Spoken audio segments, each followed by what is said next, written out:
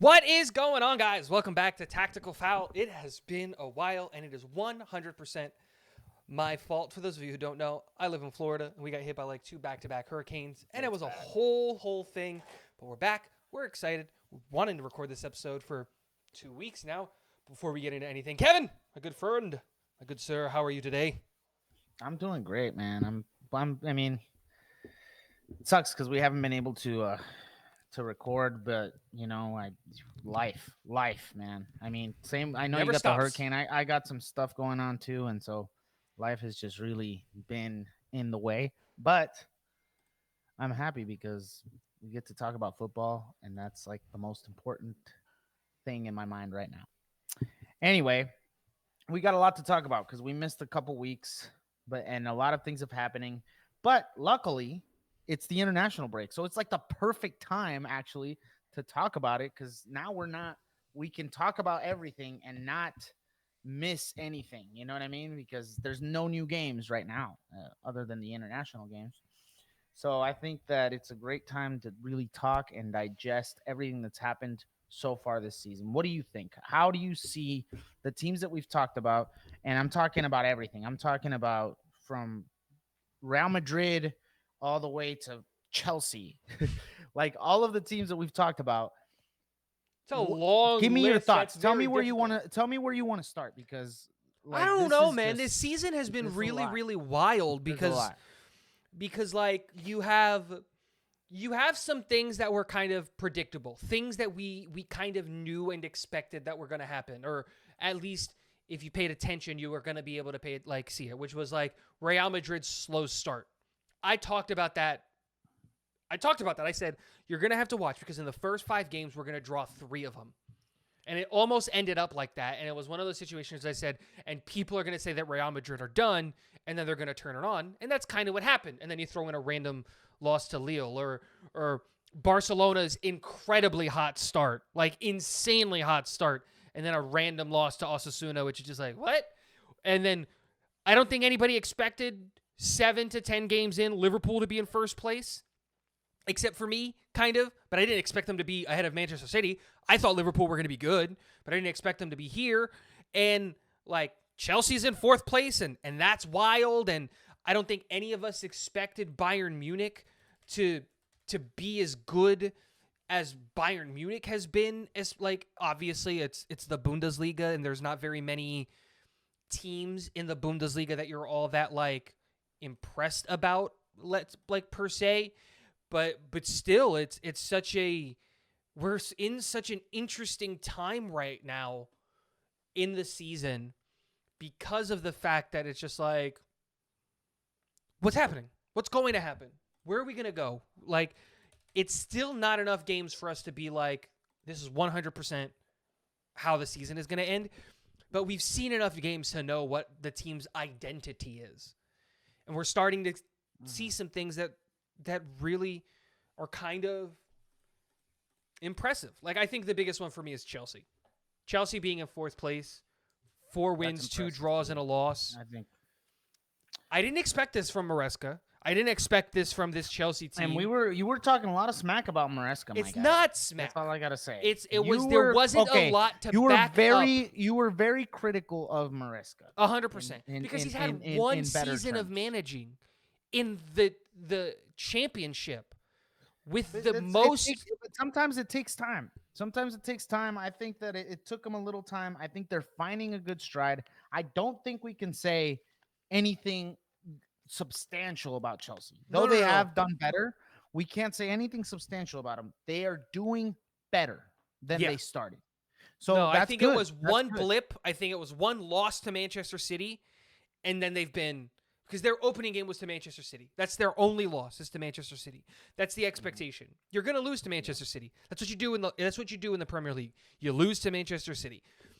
And it's impressive because I didn't expect this with the little amount of time that he had with the team, the full first team, to get them playing this well, to be in 4th place 7 games into the league.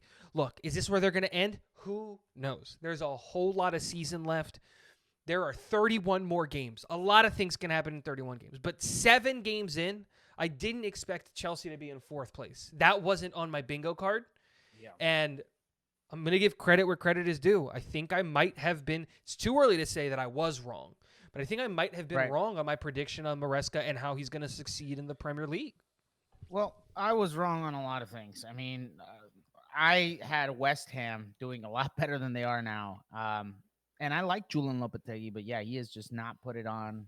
I want to talk about a team. Yeah, but real quick, to give West Ham some credit, I think they're playing well. I think that they've just had an absolutely brutal start to the season. 100%. I think it's like of their 7 games, 4 of them are in the top 8 kind of a thing. Like, it's insane the schedule that they have had, which is expected to have the results that they have. I'm curious to see them over the next 31 games. But I think, I think maybe overhyped West Ham just a little bit. I overhyped them. I mean, I had them in the top 10. They're not necessarily in the top 10. And so they didn't impress me. Teams that I have been impressed by so far, I got to say, Aston Villa, the fact that they've been able to do what they're doing right now the past 2 seasons, because sometimes I feel like teams get like a good stride one season and then the following season, done. Yeah. And Aston Villa has kept that consistency. So you got to give that credit where credit is due. Brighton also, I did not think Brighton was going to do as well as Newcastle United. And I feel like Newcastle United have invested so much money in their project and they just can't seem to get out of that hump. They can't seem to sort of deal with the high pressure games. Another team I'm very disillusioned by at this point is Manchester United. What did I say? And oh my God, Manchester United are like, I've talked to some Manchester United fans, right? I don't know if I've talked about this before in other podcasts. I've talked to Manchester United fans. They were like, "Oh no, we can't get rid of Ten Hag. Look at Arteta and Arsenal. Oh, you gotta wait. You gotta be patient. How long you guys gotta wait?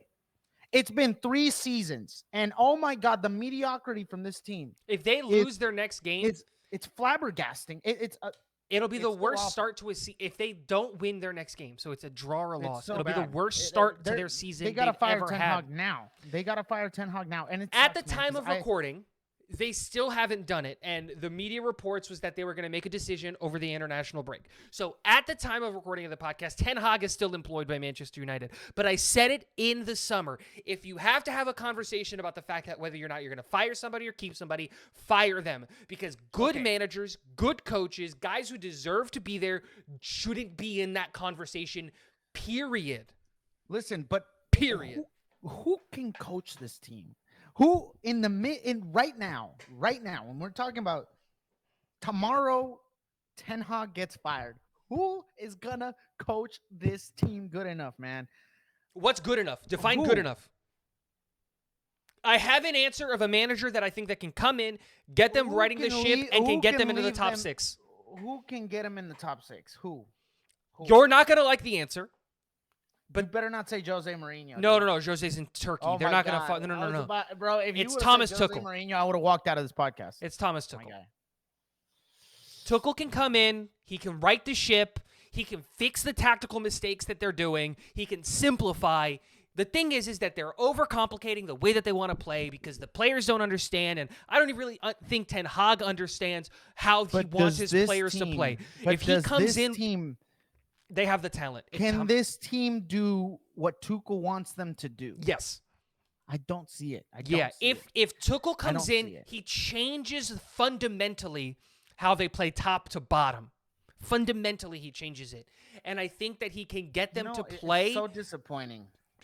It's so disappointing. It's disappointing if you expected something from Manchester United.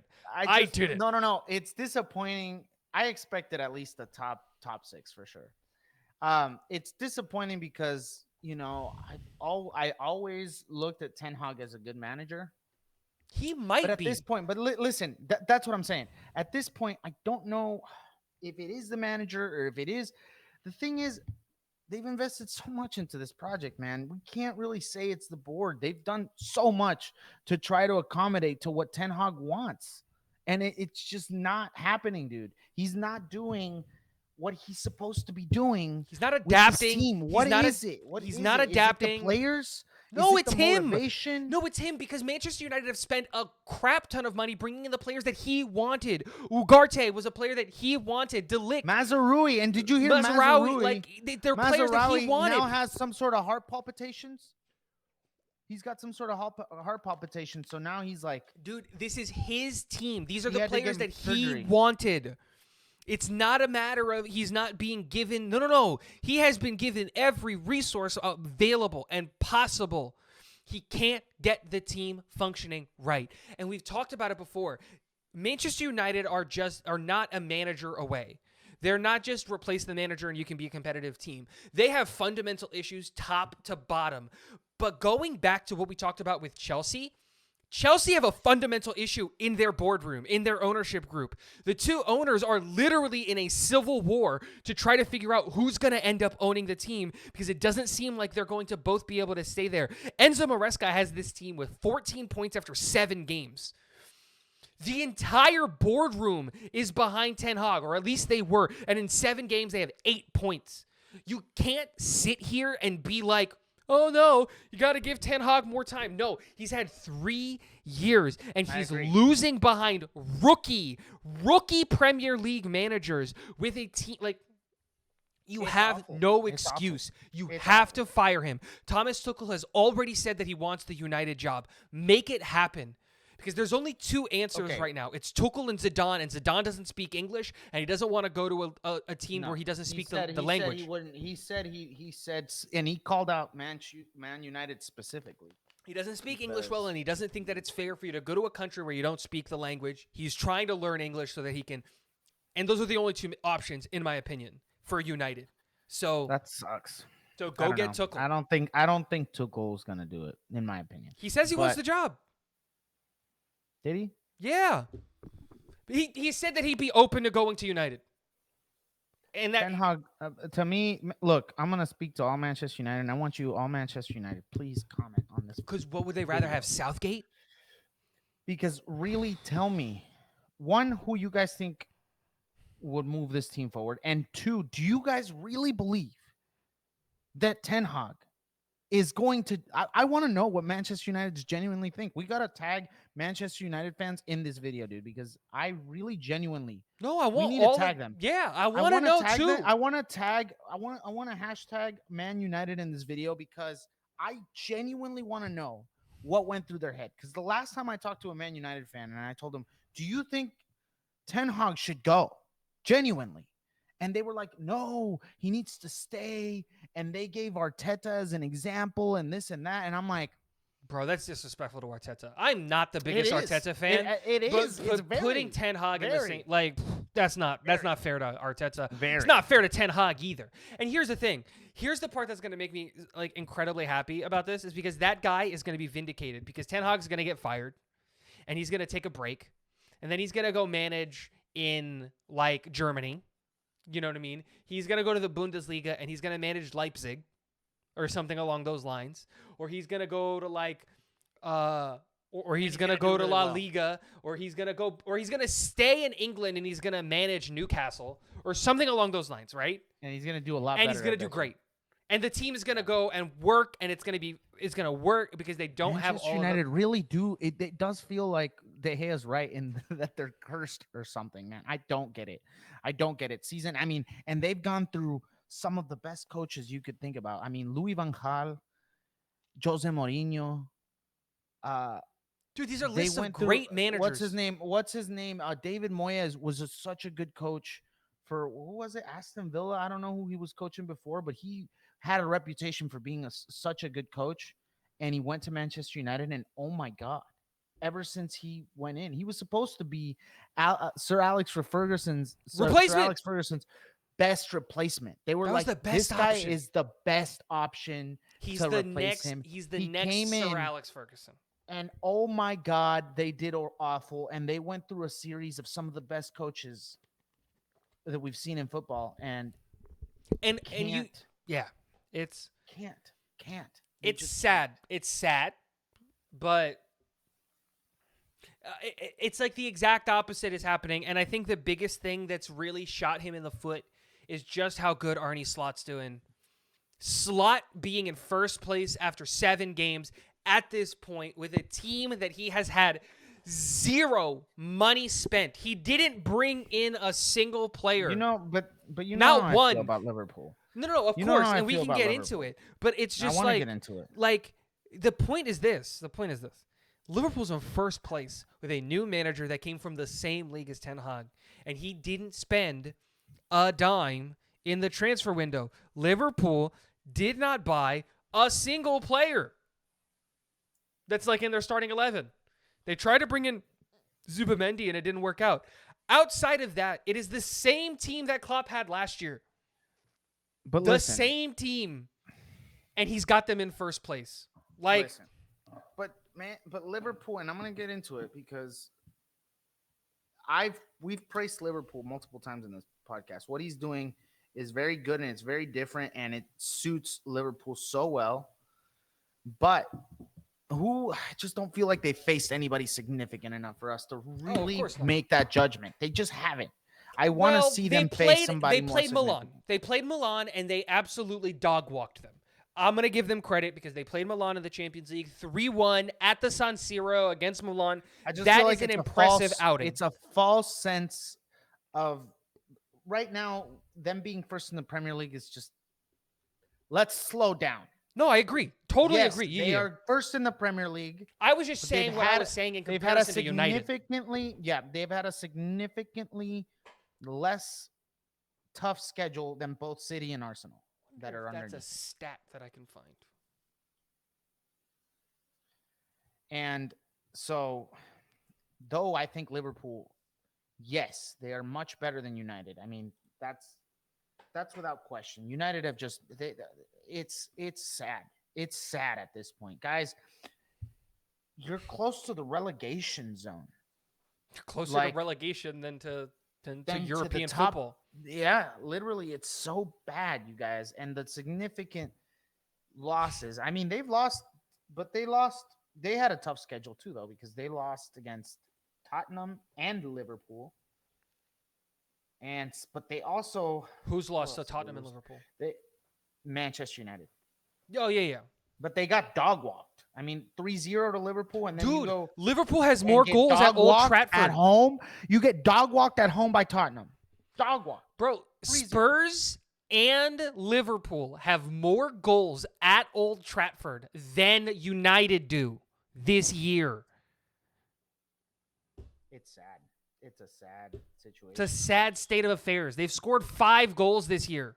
5. And then- but not even just the take away the losses, like 0-0 against Crystal Palace, 1-0. Dude, to they have the Fulham, second fewest goals in the Premier League. 2-1 to Brighton. I mean, yeah, it sucks, man. It's a tough thing. And do they even have a lot of injuries? I don't even think. I they don't have a think lot of they injuries do. right now. I'll don't pull think up they their do injury either. report right now.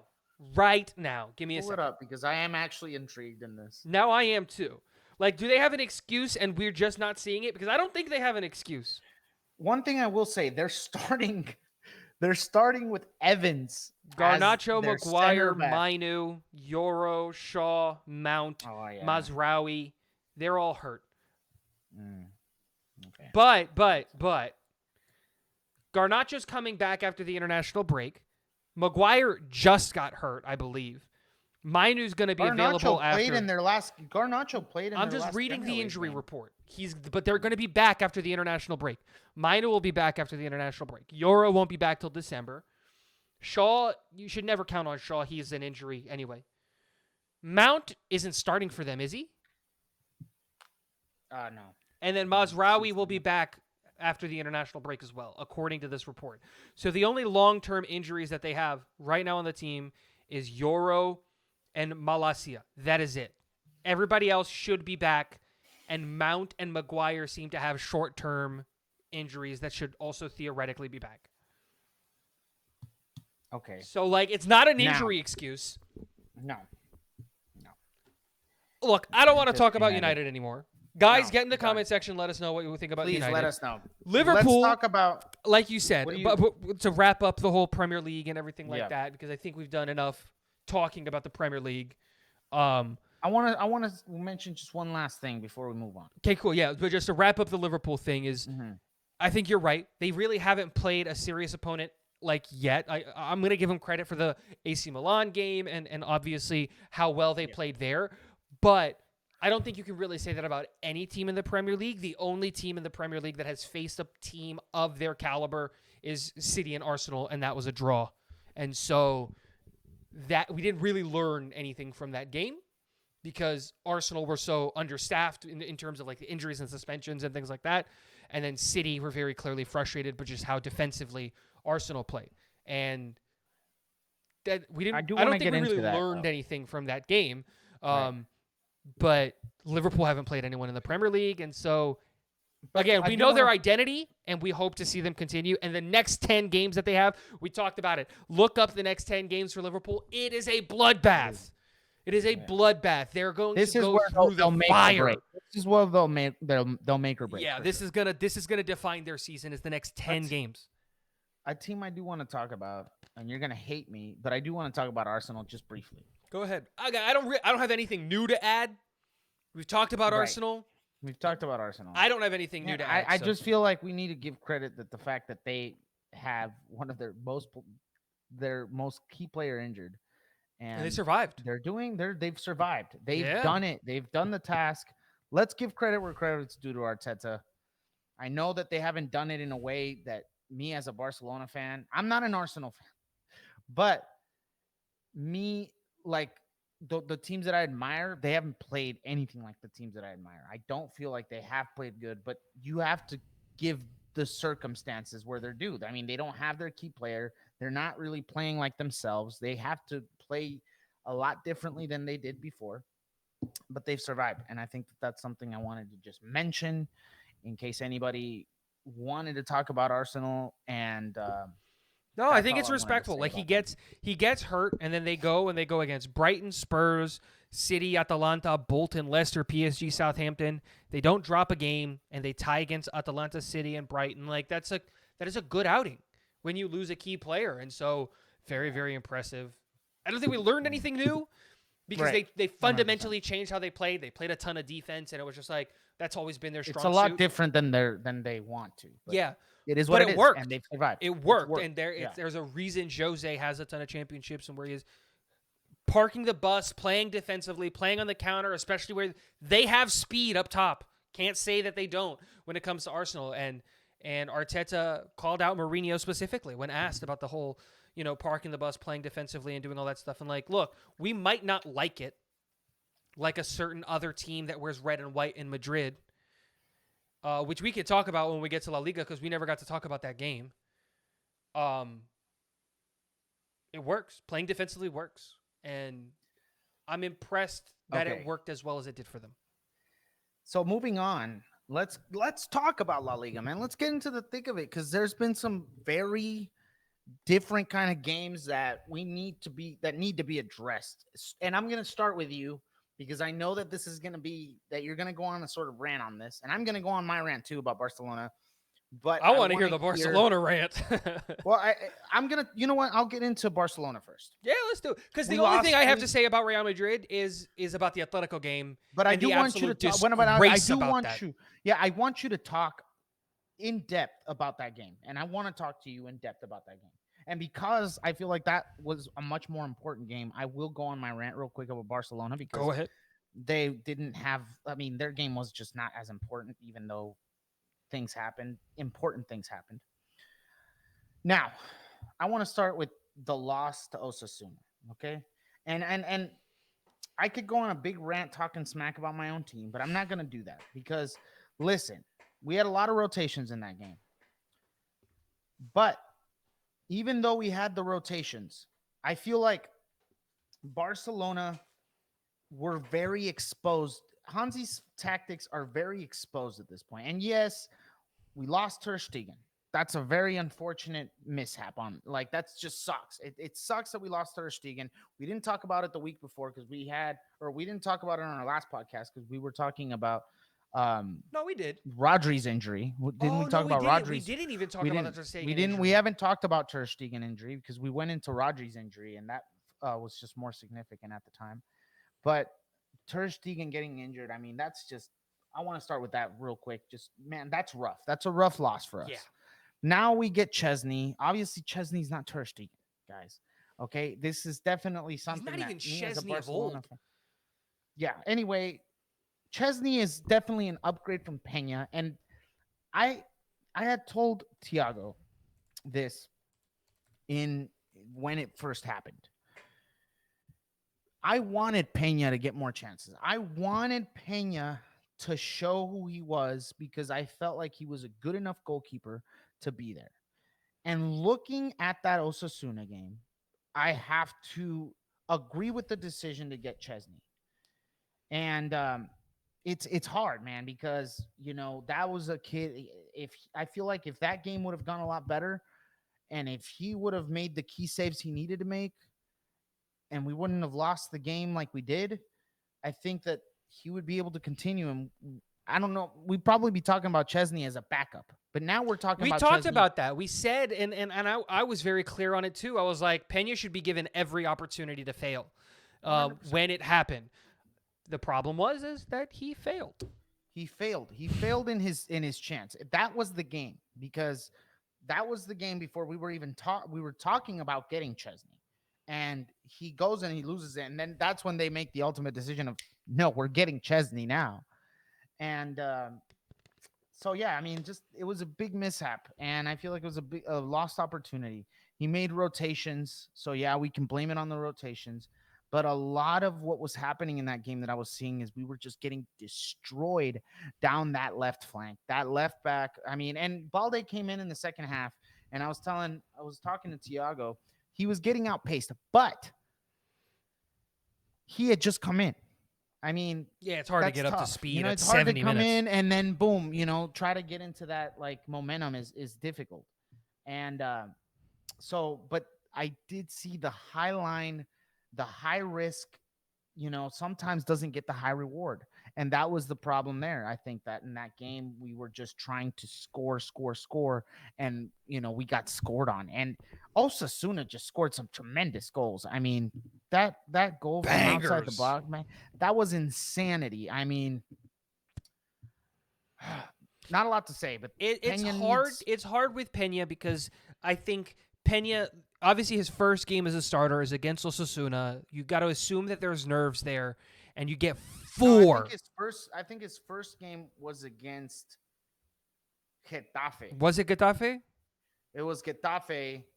Yeah, the first game he played as a Yep. starter was Getafe. Yep, It was yeah. a 1-0 win.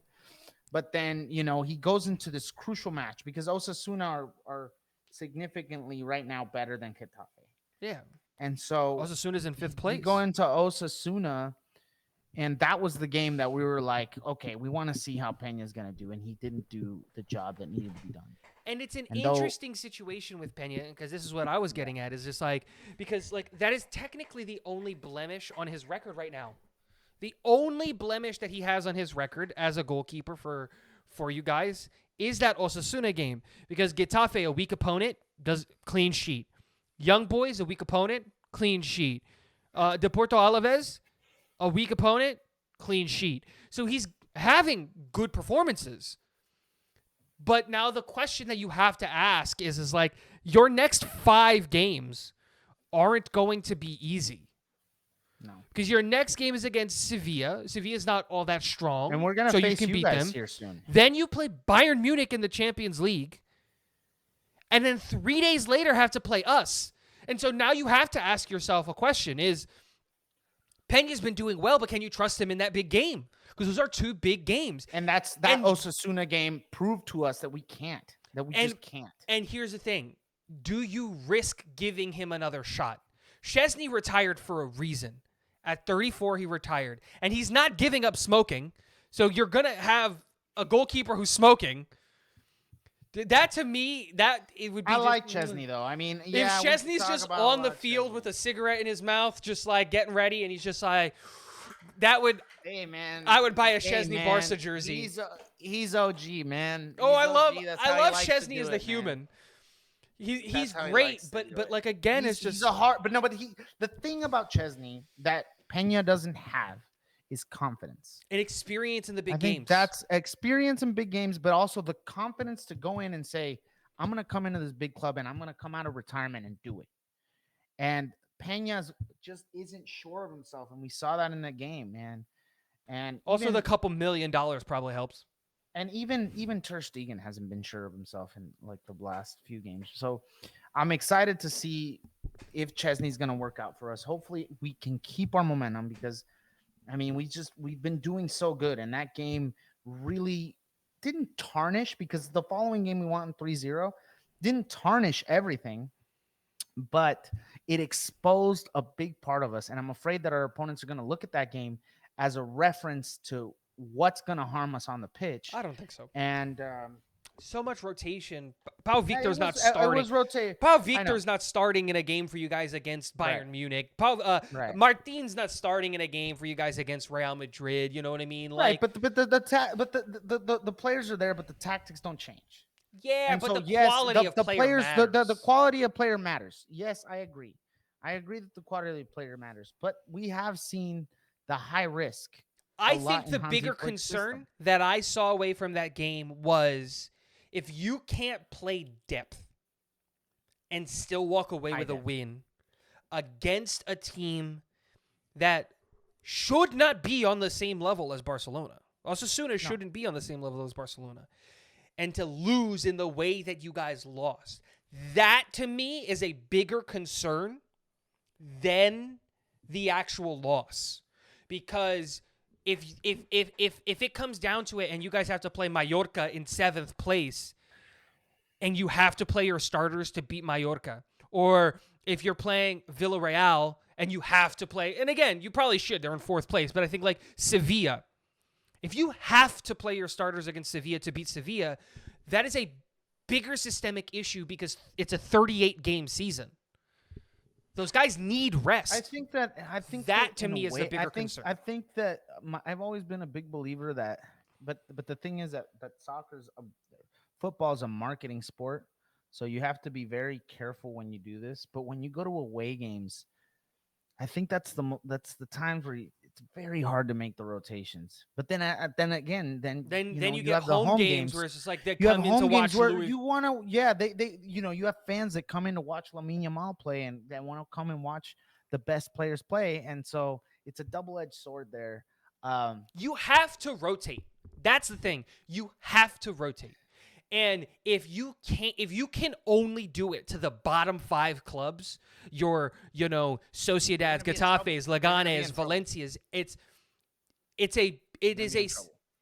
you're gonna be in trouble. You're gonna be in trouble, and I just feel like I hope that's not the case. I hope we can keep the momentum, and I hope that Chesney can come in and give us that security in the goalkeeper. That's going to really determine our season, I think, because I feel like we've been playing well. I feel like right now we can compete against most teams. I'm not going to say all teams. I feel like we're still behind against teams like we're going to see it really because this Bayern Munich, Real these Madrid. next few games, we're going to see it how we're play against Bayern and Madrid. And that's what I feel like is going to really determine how our season's going to go, because those are 2 crucial games for us. And I guess seeing those games, I'll be able to say we can face teams like Man City or we can't. And so right now, though, I do feel we've been doing well, and I do feel like we can compete against a team like City. I'm still questioning. Can we though? And so I think that those 2 games will really give me more insight as to where we're going to go, how we're going to do it. And, but one thing I got to praise about Barcelona, Lewandowski's out of this world, man. Hat trick. 10 goals in 9 games. Dude, Woo. insanity. And I think he's going to be top scorer this year. Oh, yeah. I agree. Yeah. He's getting the 100%. Golden Boot. I don't think anybody catches It's crazy, though. But it's crazy because he's, how old is he now? 35? 36? 36? Mid-30s. I don't know. He is 35? 35. That's my guess. 36. 36. 36. Hey, man. 36. I mean, and you know what it is, though? Striker. You know what it is? Is the out-and-out number 9 is back. You know what I mean? Yeah. Because there was a couple years there where people didn't want a 9. They wanted a Another false thing- 9. They but wanted a an- 10. And another he's thing that I back. think The is 9 huge, is though, back. yeah. Another thing I think is huge for Lewandowski though is Hansi. Yeah. Hansi being there. But I also Hansi think it's knows Lamal. how he won. I think it's Yeah. Hansi and Lamal. Yes. And the Yes. revival of Rafinha, because he did not have No. Lamal wasn't this good last year. Yes, I agree with what you said. And about Rafinha for was sure. dog water last year. I still think he's Yes. bad. I think he's just playing. He's on a good stretch. I dislike Rafinha very, very much. You really hate. No, I don't hate. No. You dislike him. I dislike him very much. What I'm excited to see for Barcelona. But that revival is- that he's having, whew, Yeah. What I'm excited to see for Barcelona, yes, Rafinha's doing much better. But yeah, Exceptional. I agree. I agree with you that I don't trust him entirely as a player because he can have an up and down season. because all of the other Um, years at Barcelona, you can't forget those. Anyway, but I'm excited to see how we're gonna do alongside how we're gonna do when certain players come back, like Frankie De Jong's gonna come back, Gavi's gonna come back. Isn't Gavi already That, back? I think Gavi's training, not back yet. Mm. Training, not necessarily back. I want to see Gavi back. I want to see Frankie back, and I wonder how that's going. Oh, and I want to see Olmo. Once we have everybody, that's when I think Barcelona are going to come in and they're going to do a lot better. So hopefully we can keep the momentum.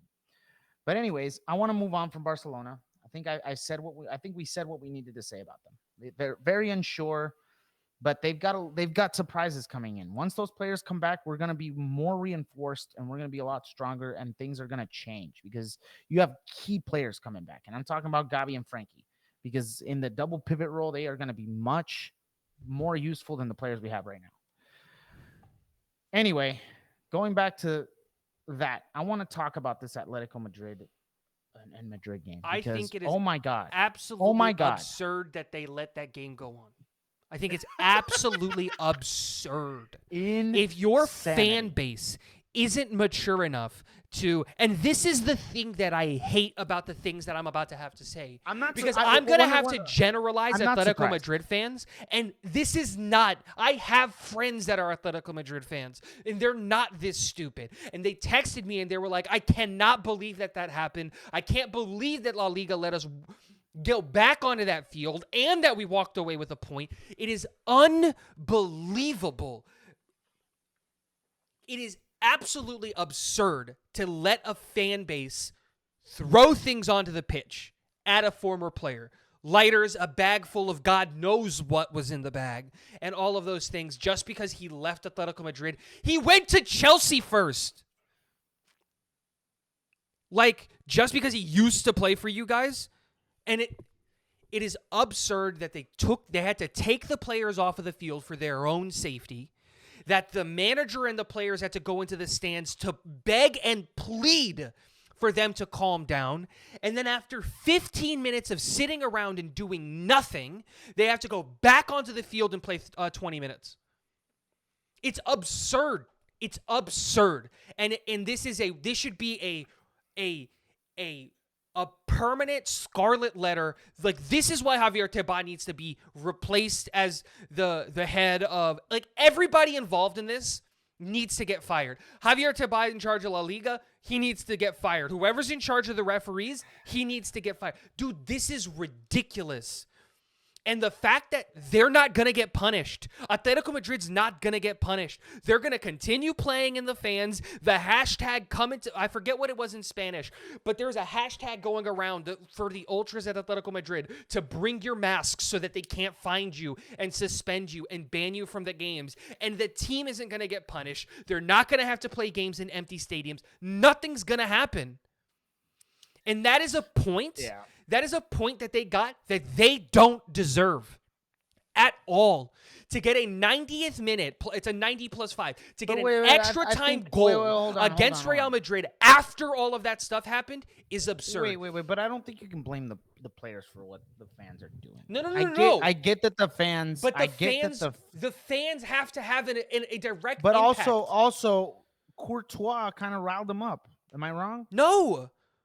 What I'm was he pretty sure doing? Courtois had riled him up. That's what I heard from the post interviews. I didn't watch the game. I only watched the highlights, but I had heard, I think from the post interview, I think it was Koke, who went off and said, well, you got to be careful when you're riling them up. And, even though I don't think that was right, blah, blah, blah, like players also have to be held responsible for, he said something along the lines of like, hey, like players also have to be responsible for So he can't celebrate the goal? That's what riled up the fan base. Was that he celebrated the goal. To celebrate the goal, but are you doing it in the fans' faces? Yeah, because they're looking at you. Are you going up to the fans and being like, "Yeah, you guys suck"? That's, I don't know how much I'd want that to happen. And the worst part I think about that is there's no excuse, dude. I don't care. He used to be a Atletico Madrid I don't player. think it matters. I'm not saying that there's an because excuse. if Ter Stegen celebrates at the Bernabeu that you guys just score, do you really think that anybody is going to throw anything at him on that field? Listen, but I'm saying it's different because he never played for Madrid. Did we throw things on the field when did you all like throw things when R9 came? Like at him trying to hurt him? Like that's the point.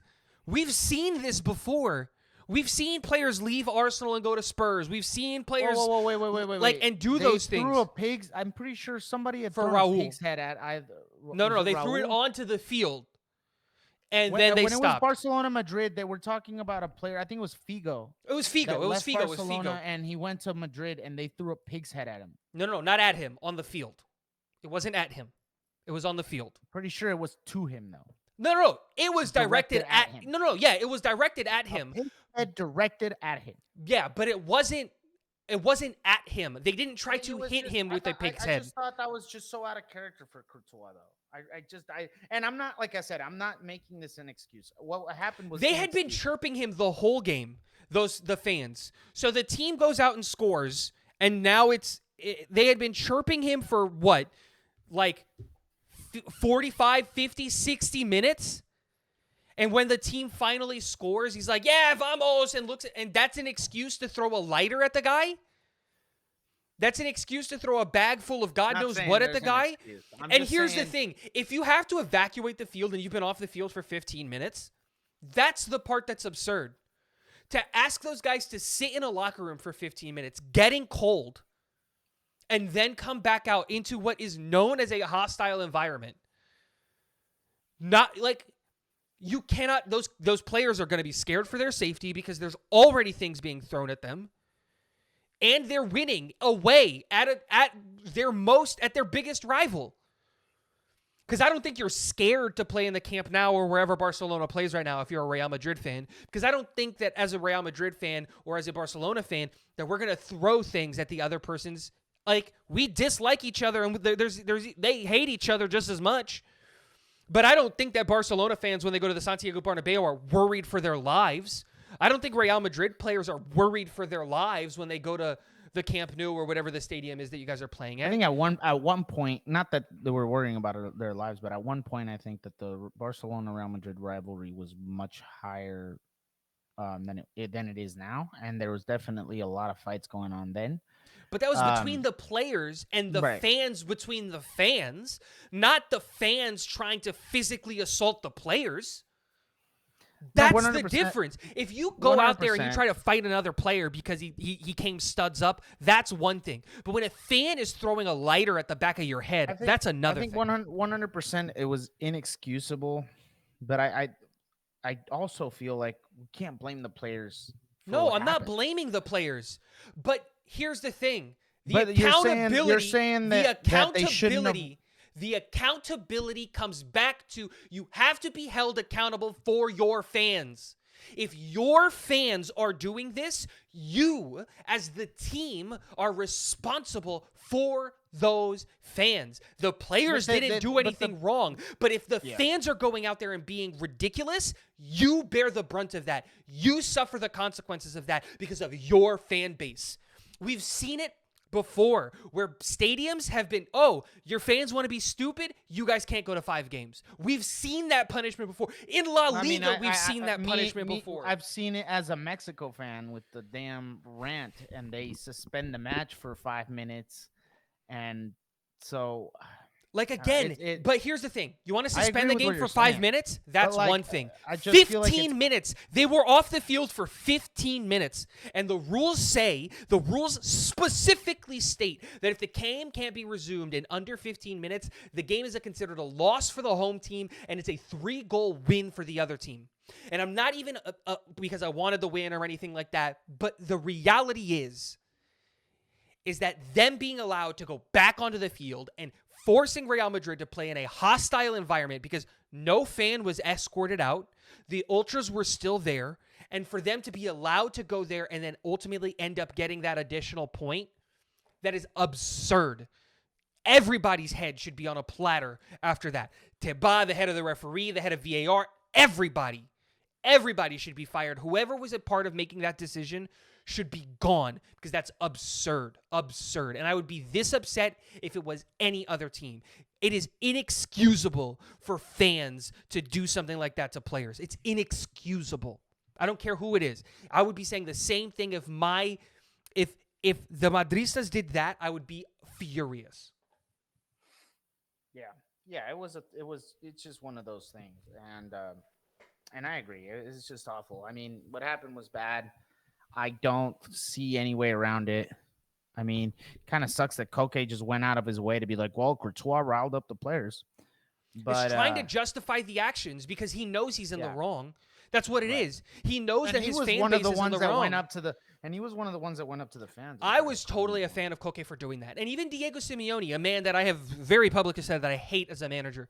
And like, to go out there to the fan base and tell them to calm down and, hey, stop, what are you doing? Like, use your head. There was one other player that went out there. I think it was DePaul.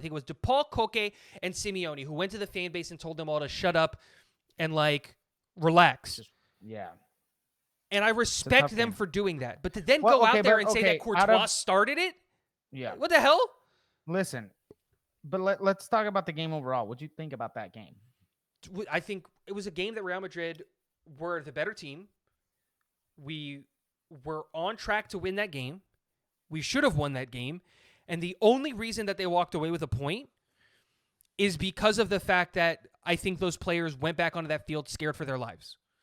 Honestly, I think that that's literally what happened. Because if you look at the chart of the game was really, really even. Not even. It was very, very Real Madrid favored. They had the ball. They were controlling possession. They had more shots. They had more everything. And then the incident happens where they start throwing things at him. They go off of the pitch for 15 minutes, and then everything flips on its head. Madrid is no longer playing as well as they were before. They're clearly playing scared, and now it's Atletico Madrid dominating possession and doing all of the things that they wanted. And it's absurd. It's absurd. There's no other way to say it. It's absurd. It's crazy. Because I was enjoying that game. It was a great game until that situation happens, and then they have to sit out for 15 minutes. It's just what I took from it is just like, yes, I think that the La Liga needs to crack down on stuff like that, crack down on things that happen. If like I said, I'm a Mexico fan. Why is it that Mexico gets persecuted but other teams don't? And I totally agree. And the hammer should fall on Atletico Madrid. 100%. It sucks because how do you control the fans? You know what I mean? There has to be repercussions because they're going out and they're trying to find the fans. I think that the repercussions, in my opinion, should have been towards the fans. They should. No, it needs to be towards the team.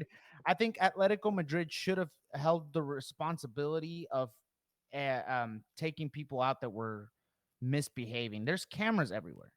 And they're using those cameras, and they're using those cameras to find out who those people are, and they're banning them from the games.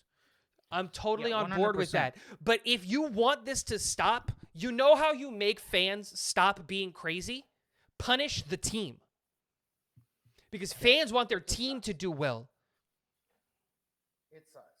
Like, And that's the reality of the so- situation. 100%.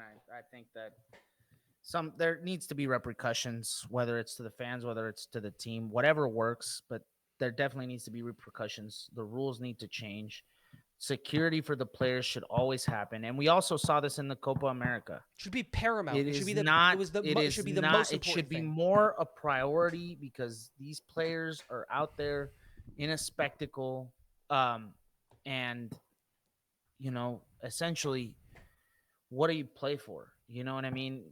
Like, you don't want to feel. You want to play, and you don't want to risk your life. And I think that was something that needs to be addressed, because it happened also in the Copa America, and it's getting serious at this point. So 100%, I agree with you.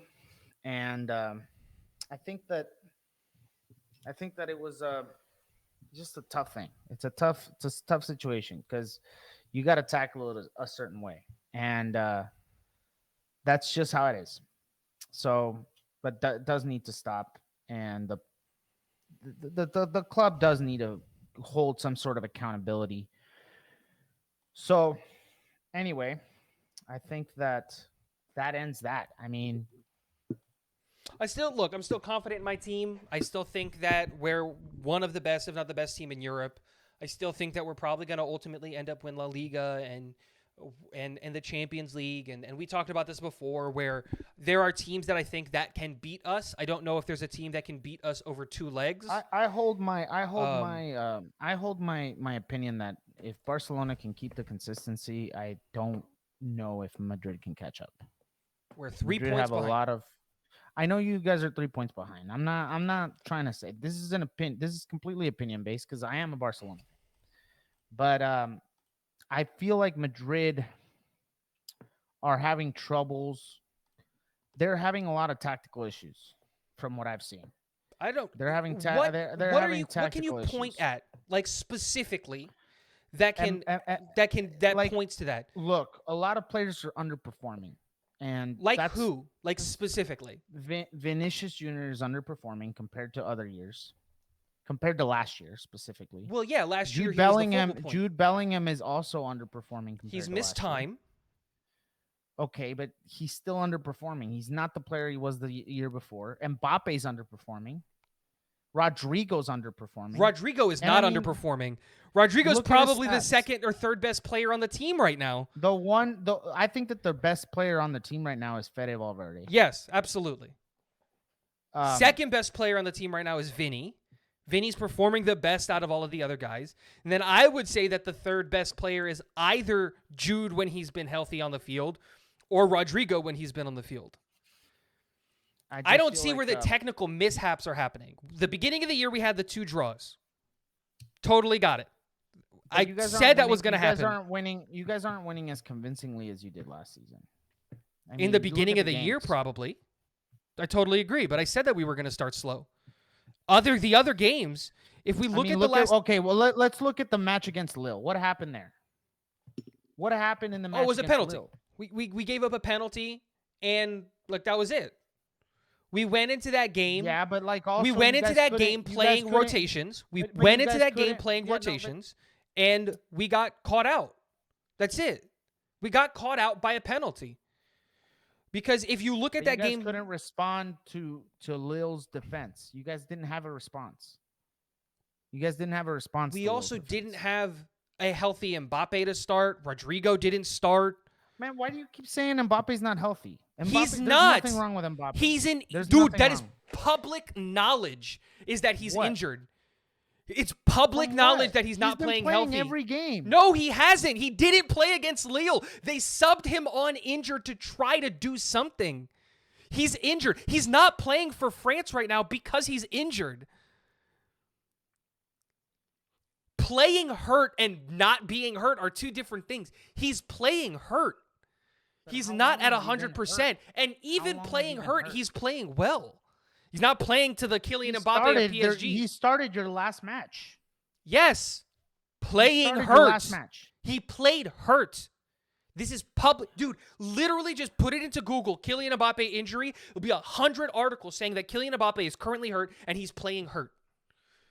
It's not just a me saying that thing. You can look it up on SofaScore as well. Literally shows the fact that he got hurt at the beginning of October. He was supposed to miss 2 to 4 weeks. He was supposed to miss 2 to 4 weeks. You can scroll up in our own text messages where I literally said, oh crap, we lost Mbappe. And you were like, and I was like, dude, this really sucks because I wanted to see what Mbappe was going to look like against Atletico Madrid. And he didn't play against Atletico Madrid. I see an injury report from 14 days ago. Yes, that he was supposed to miss 2 to 4 weeks. 14 days ago is 2 weeks ago. So the last 2 weeks of games, he's been playing hurt, if he's been playing at all. For example. Why would you guys play him hurt? For what? You guys have many players to replace him. Okay, totally. And the expectation was that we weren't going to play him. The expectation was that we weren't going to play him against Lille. But you guys did. We had to because of the penalty. If Lamine Yamal's not playing against Osasuna, he didn't start. You guys start losing. If you sub him on, is that a problem? No. You're subbing on a guy who's exceptionally better than the players that you had on the field. And it didn't work. That's what happened. We were trying to play with the substitutes. This was Camavinga's first game back from his injury. And he was playing there. And it was like, again, it's not an excuse. Leo played, and we couldn't break through the defense.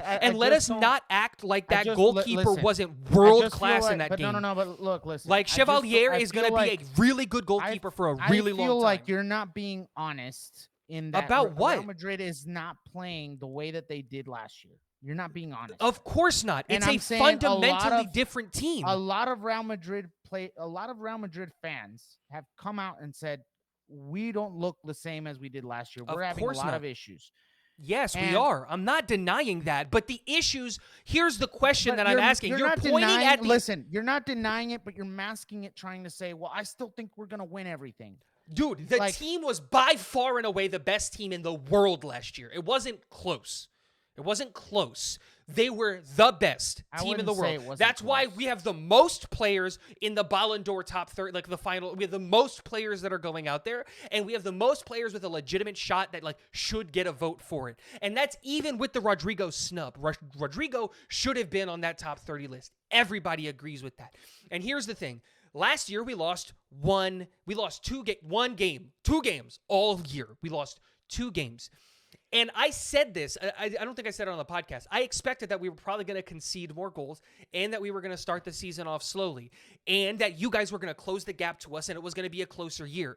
That doesn't mean that that is a, I think you guys got better when you brought in Hansi Flick and Lamine Yamal progressed and he did those things. And Kylian is still trying to figure out his spot. Those aren't excuses. But I think one of the things that you're trying to point out specific things, and we've only lost 1 game, which was the Lille game. It's the only game that we lost this year. Clearly because of the rotations, and you're cool with saying that the Osasuna game and the rotations is fine, and that's probably why you guys lost there. And we lost because of rotations in the Lille game, and again, that is a different thing. I admitted in the Osasuna game that, even though we had rotations, we were exposed in a lot of things because, we lost that game. I didn't talk about the game we lost against Monaco. I'm not. Well, you lost that game because of a red card.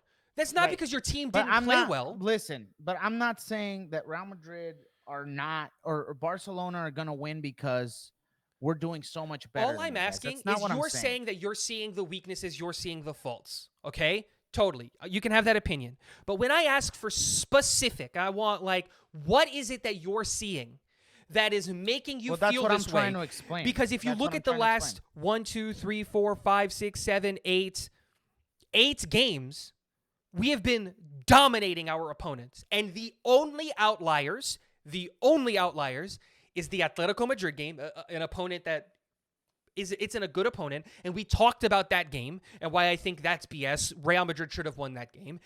And then the only outlier is the Lille game. But wait, we've talked about how Madrid are struggling in the final third.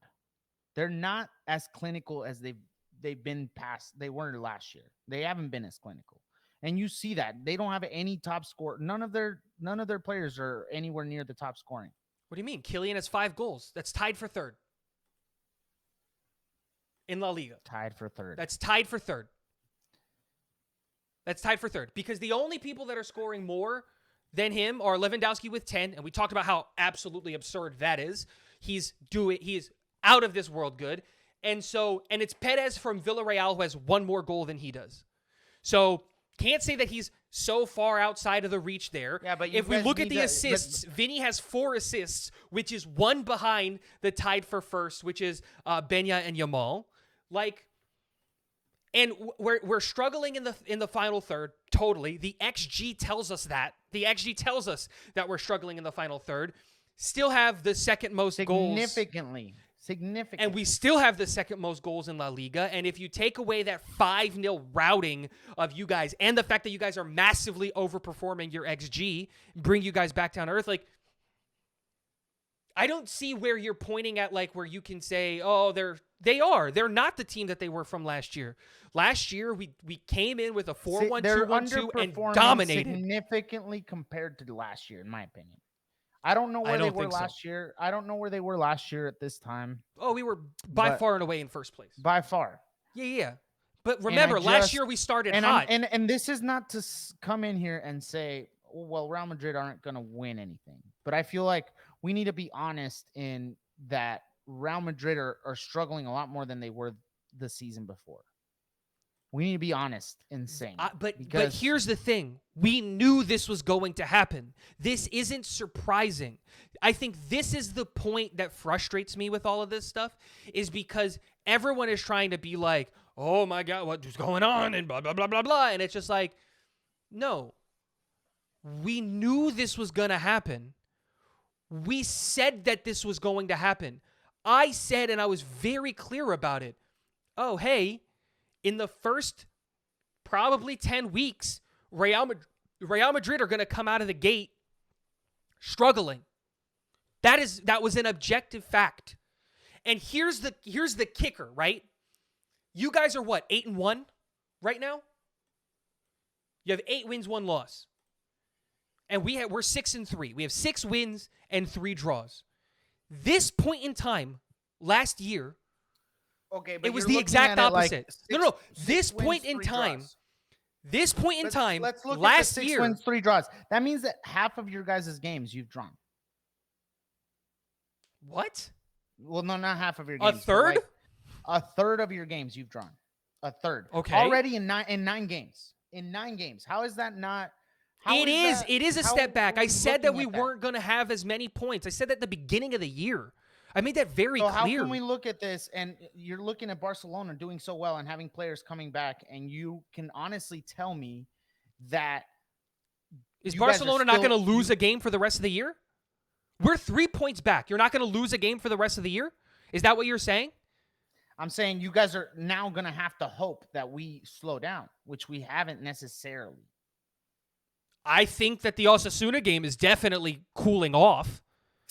Okay. I'm sorry, Osasuna dropping 4 on y'all? We're just gonna breeze past that. That's dropped points.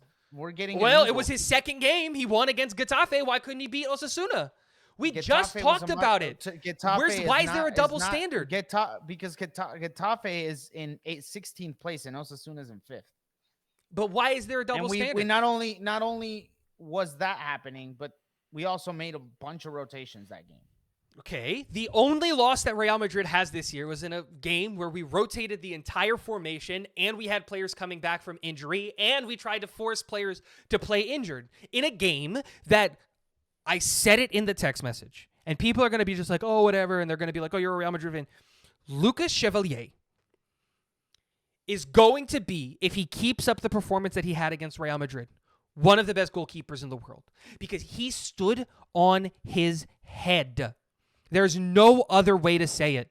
He stopped 6 shots on target, lethal shots by Real Madrid. He stopped 6 of them. But where were your rotations in that game? Because all I'm seeing are starters here, except for Lunin.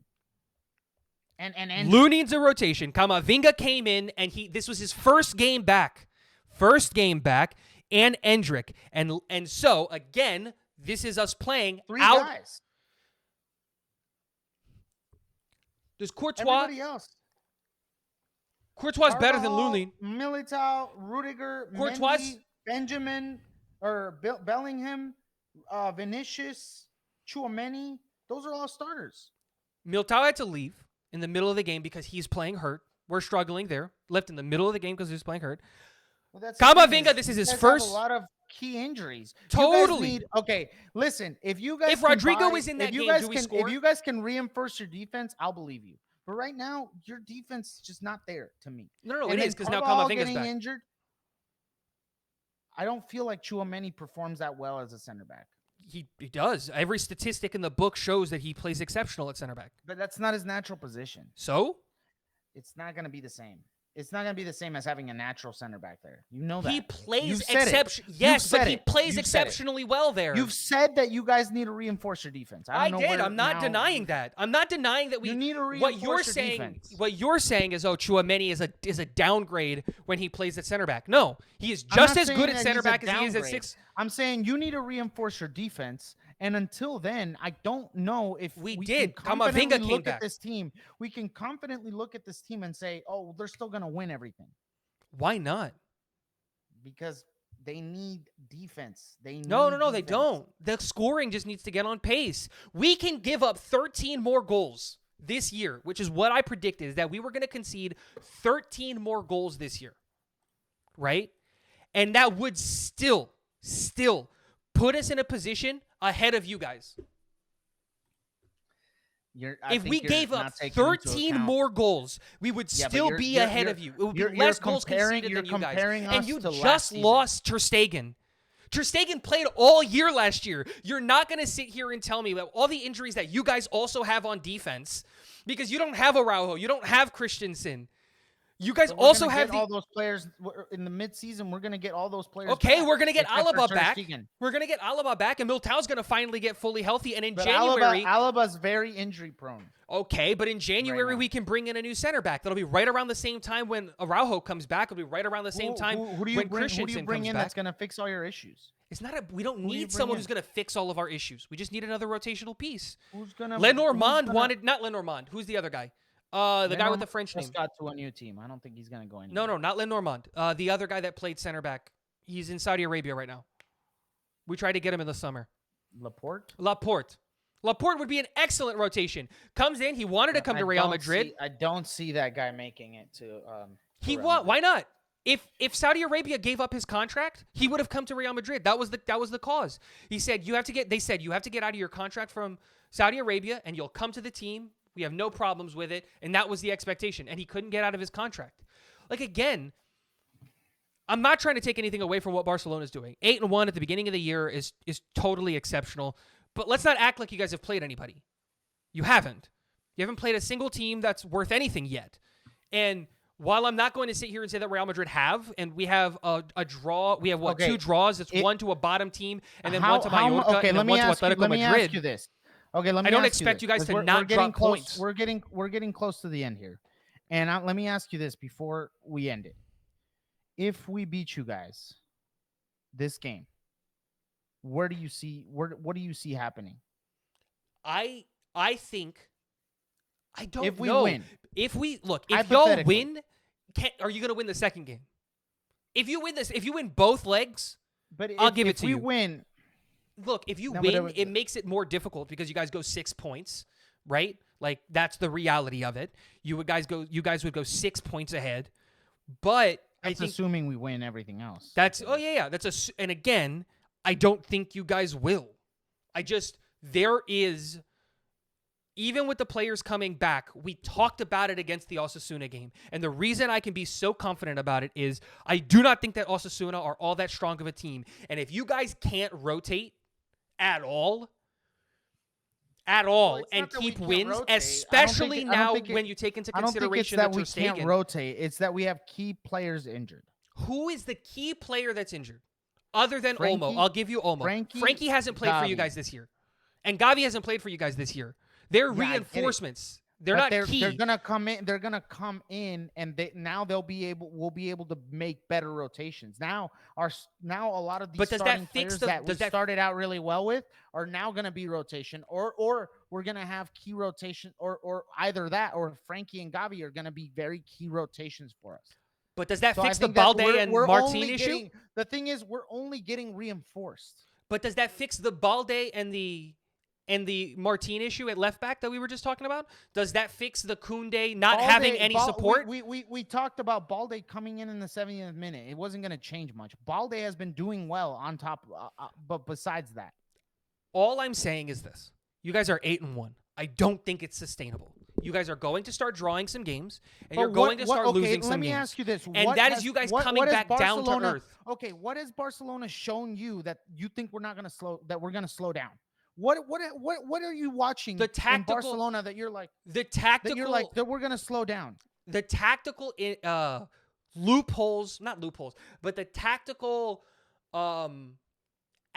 what's the word I'm looking for? There are weak points tactically into what Hansi Flick is playing. And that is the counter, that's balls over the top, things like that. And teams are going to start seeing that because the blueprint of tactically of what the issue is was shown against the Osasuna game. We saw it there. And now I know that that's one game. If you take but out now the Osasuna teams game, take out the Osasuna game, we literally have barely any goals conceded. Barely. Totally. Who have you played that can score on you? If you take the Osasuna game, we literally have 5 goals. Have you played that can score on you? Bilbao, is that it? Girona could have scored on us. They were doing really well in the beginning. They did score on you. They did, but they scored what, 1 goal? You guys should have beat Girona. That was never supposed to be a competitive game. That team got gutted. That's a team that, they can score on you, but they're not going to. Villarreal, they scored 1 goal. We scored 5 on them. Okay, we beat Villarreal and they scored 0 goals on us. We scored 2 and then we subbed everybody off. Yeah, but we're not. I don't think you're taking into accountability that. I think you're hoping that Barcelona slow down. But No. Dude, all of the stats show that. You guys are overperforming your XG by an exponentially large amount. You are 5 goals over your expected goals. That is an exponential amount. That is a massive amount of overperforming your XG. And looking at that, what makes you think that we're going to slow down?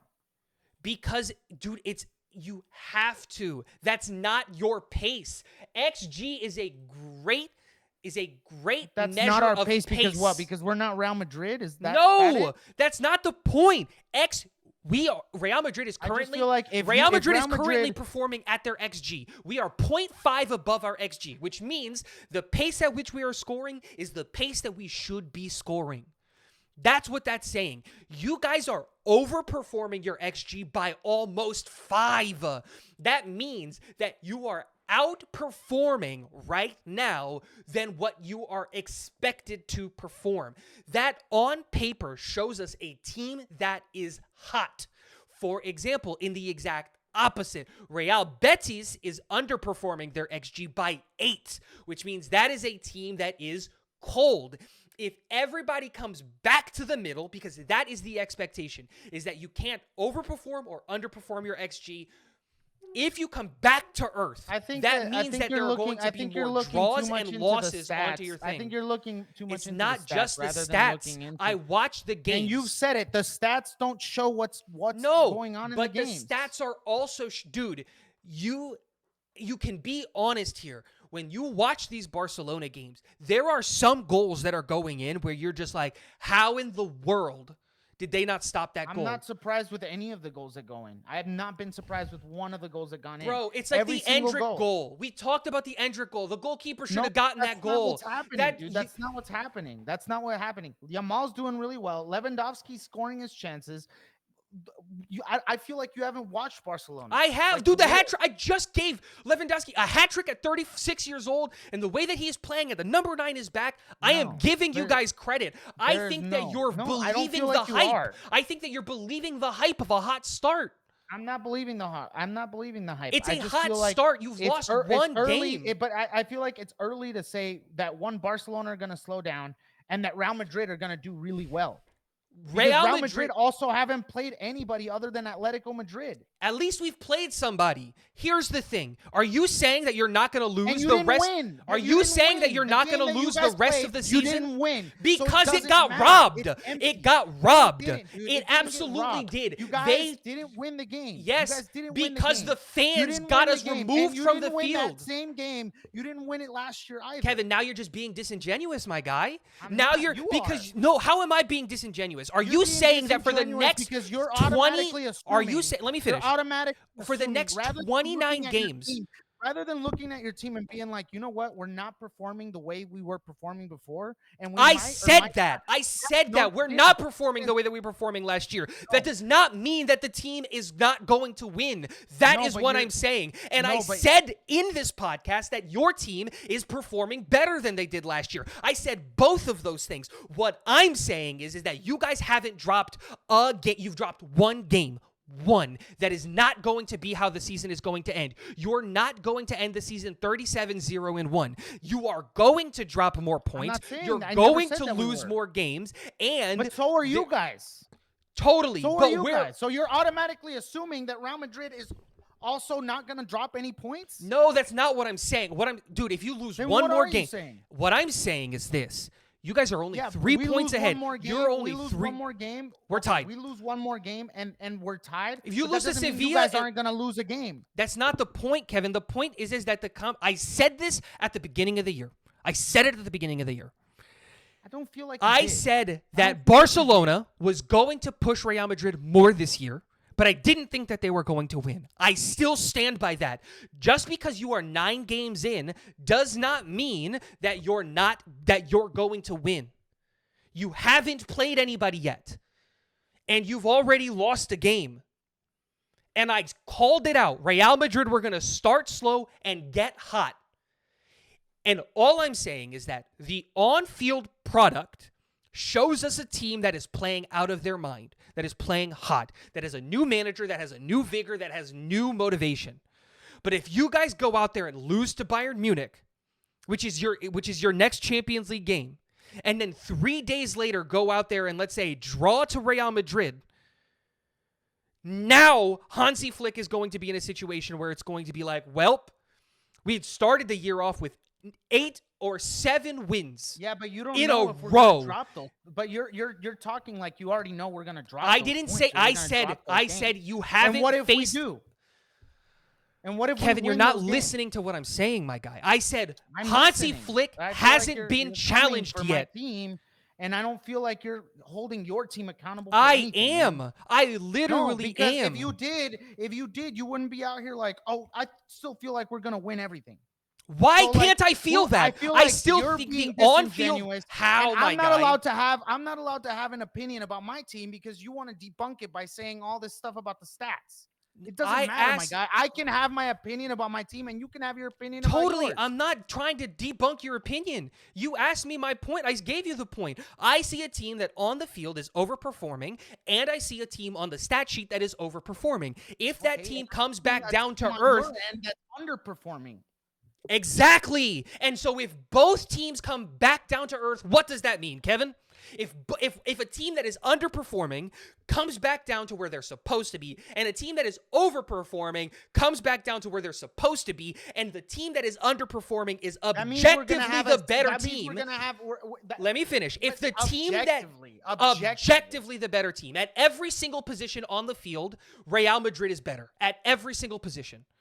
We have a better striker. We have a better right winger. We have a better left winger. We have a better midfield striker. How are you going to say a better striker? Our striker has double the amount of goals. Dude, if you go back 2 podcasts ago, you literally said that Kylian Mbappe is the best player in the world. Yeah, but he's underperforming. That's changed. He's underperforming. That's changed now because Lewandowski's doing overperforming way better. So he's overperforming. He's doing better than Kylian Mbappe. So right now, yes. Lewandowski's a better striker than Kylian Mbappe. Is he a better striker or is he overperforming? Those are 2 different things. No. Because he has 10 goals in 9 games. That is like a 50-goal pace. Is Lewandowski going to score 50 goals this year? Maybe. Come on, dude. Come on, He's dude. He's going to come back down to goals. earth. Yes, and so does... You don't know that. You don't know Here's that. the And thing. just like, Here's where I and- find and- it funny and- because and- I was and just making like- this and argument here's for what I find Haaland, and funny, you were that bringing it you back think down. that Real Madrid are just going to be on a high for 30,000 years, and that That's they're not, not come what I back was down to earth. saying. That's not But what I'm that's saying. That's what you always say, dude. You always say that. You always talk about Madrid doing so much significantly better when they've had up and I'm down not seasons. even Sometimes talking they about do well, sometimes they don't. You can't literally look at them right now and be like, "Oh, we're just gonna win everything." No.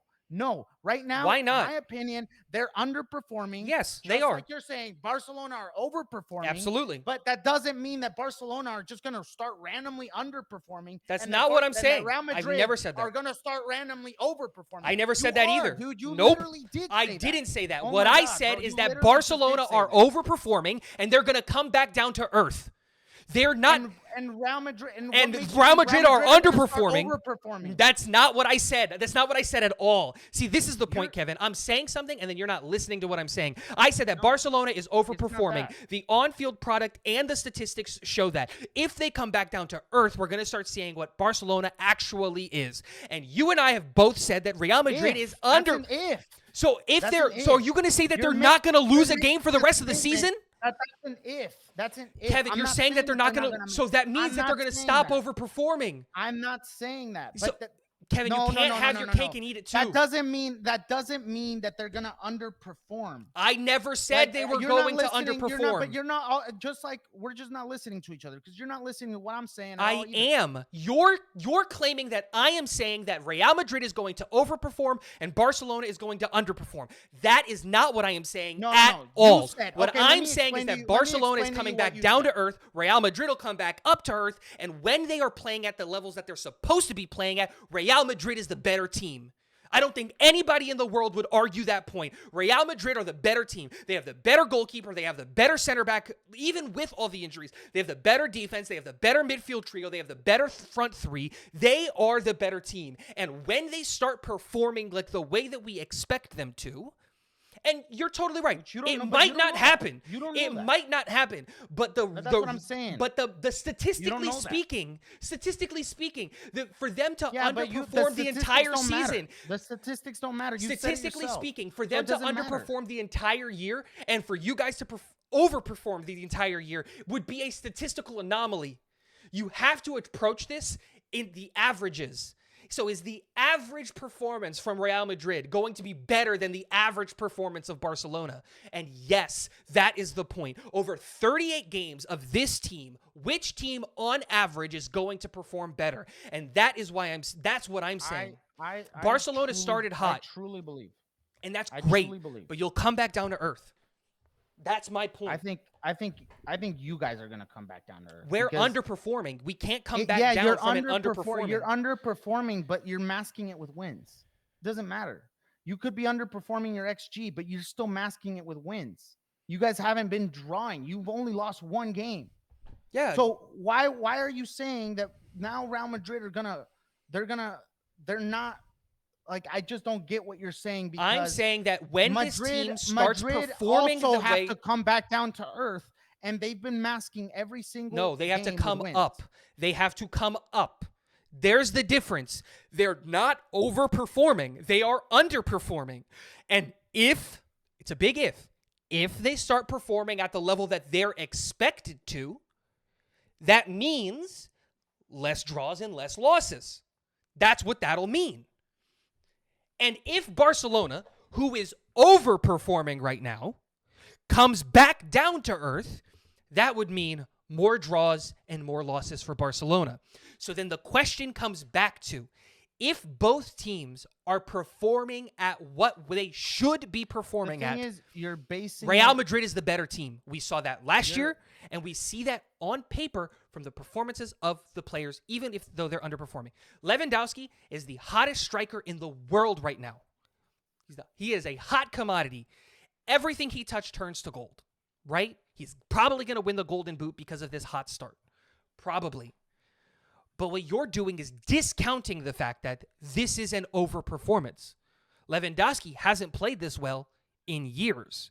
So is this a newly found, rejuvenated Lewandowski at 36 years old? Has he found a new gear? Look at both, or is it a I think hot if we start? Okay, listen. I think that if we look at both teams right now, there are reasons why Madrid are underperforming, and there are Absolutely. reasons why Barcelona are overperforming. Totally.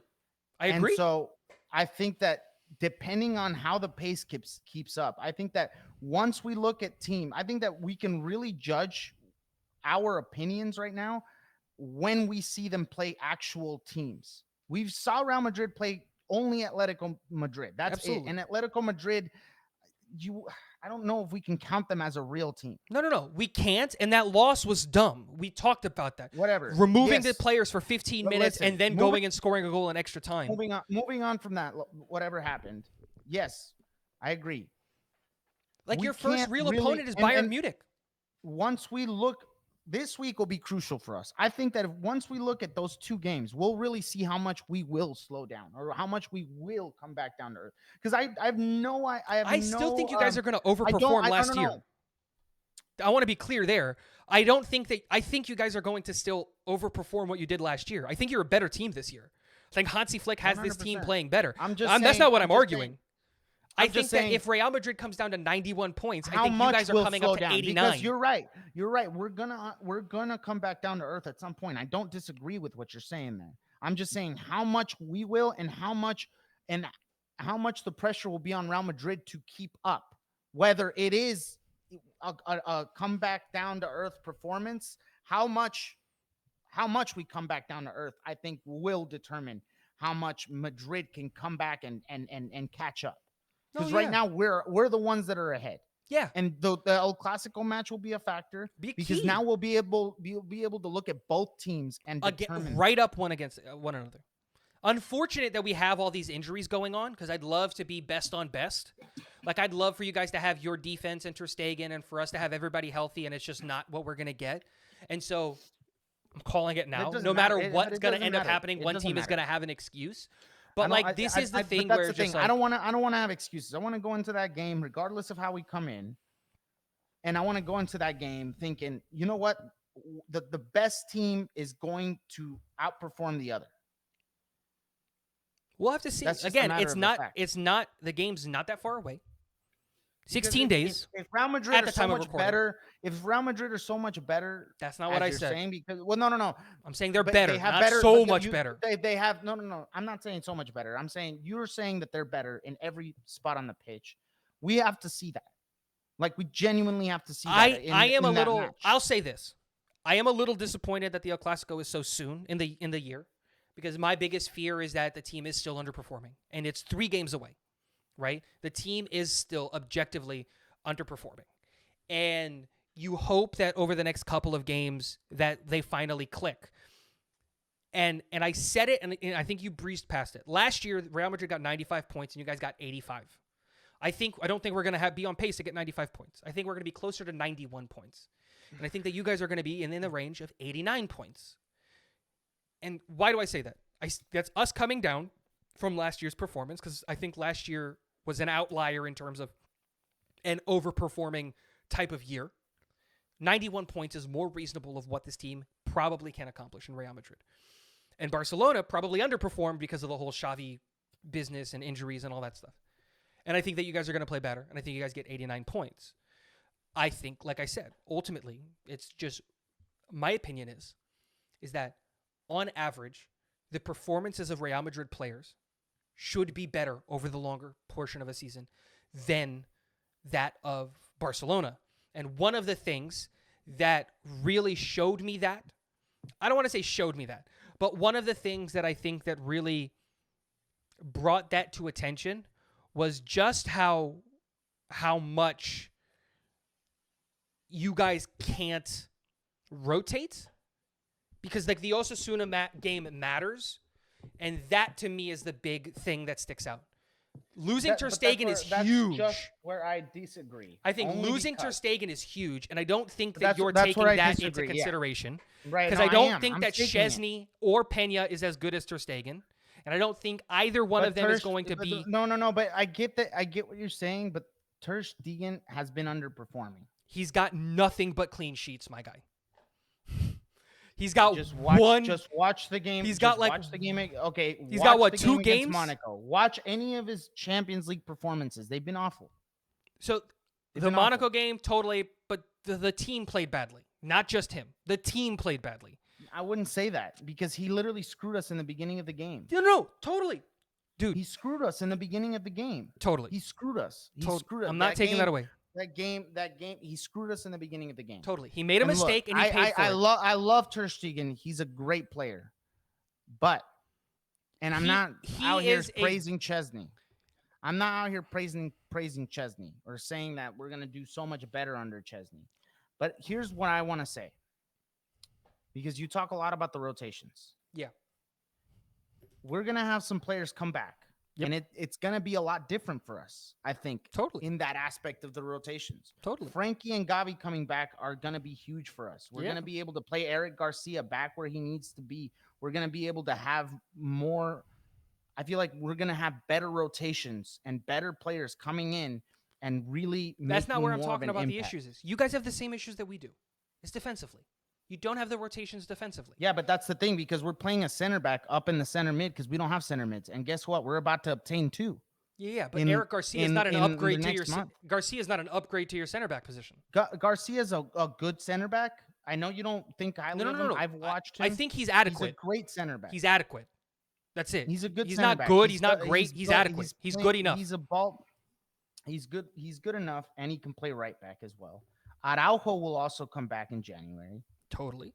Listen, I get it. I get what that's you're saying. all I'm saying is I think that you guys now have a much bigger uphill. Losing Ter Stegen, I think, is a massive issue. I don't think that Chesney or Pena are going to address that issue, especially right now when you guys are, like the rest of us, struggling massively defensively. And yes, you're going to get reinforcements. So are Real Madrid. We're already starting to see the reinforcements with Camavinga coming back and Jesus Vallejo getting healthy and being able to be a part of the rotation, and Alaba coming back in December, and like the fact that we're probably going to go out and get somebody in January, maybe, depending on who you believe in the reports. We're in the same situation. But again, I think that we're farther ahead because, I think Courtois is the best goalkeeper in the world right now. And I think that matters. And so, look, to end it, we'll find out in 2 weeks. 2 weeks we'll find out because that's the grudge match. In 2 weeks, we're going to know who's real and who's not. And the reality is that Real Madrid we have one more game before you guys in La Liga, and that's against Celta Vigo. And so that's a team that we should beat. And you guys have one more game before us, and that's Sevilla. And that's a team that you should beat. They are 13th and 14th respectively. We also have Bayern Munich. Yeah, and then we have Dortmund. Totally. But I'm talking about we should, theoretically, go into this La Liga match, Real Madrid versus Barcelona. We should go into this El Clasico in the same exact situation. I'm sorry, no, Celta Vigo's 9th and Sevilla's 12th. We should go into this game the exact situation it is right now. You guys up 3 points going into a massive game against Real Madrid. And we both have two big games. Dortmund's not a bunch of chumps, and you guys have Bayern Munich. I think you guys beat Bayern Munich. I think the Hansi Flick and Lewandowski revenge game, I think that'll play into it big time, in my opinion. I think you guys can win that game. But that's more because I don't believe in company, though. We'll see. I'm excited to watch that game. But I think the biggest one will be Real Madrid against Barcelona. I think that's just going to – I think the Bayern game will give us an insight as to how we're doing compared to how you guys teams. Adapt. But then I think that the Real Madrid game will determine our continuity in La Liga, which I'm more interested in because I don't see us winning the Champions League this year. I just don't see that happening. I don't see that happening. I'm very interested to see. The format, it's like I just don't see Barcelona. I don't care for the Champions League this year because I just don't see it.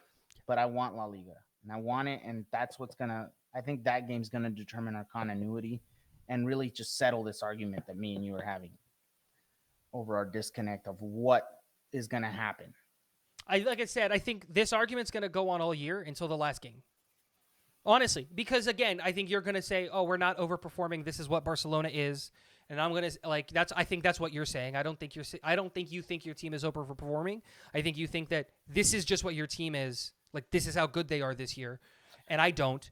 And I think you're saying this is probably what Real Madrid is, and I don't. What I'm seeing from this team is different than what I saw from what we had previously. Oh yeah, no, lot at different. every level, motivation on the And field, the energy, everything. Hansi Flick is doing a good job. Physicality, yeah, he's doing a good job. Yeah, I didn't think he was. Whether he but- can keep that up, I don't know. But if we can continue playing this way, I'm not saying that we won't slow down. Every team comes back down to earth at some point in the season. Every team. might Even be your too team's late. gonna- Like if you guys go 30 games playing this well, and there's like the last 8 games you Right. stumble, like I- it might be too late for Yeah. Real Madrid to catch up. I just think that Right. We'll see what happens. Underperform at some point. We'll underperform at some point, or we'll come back down to earth at some point.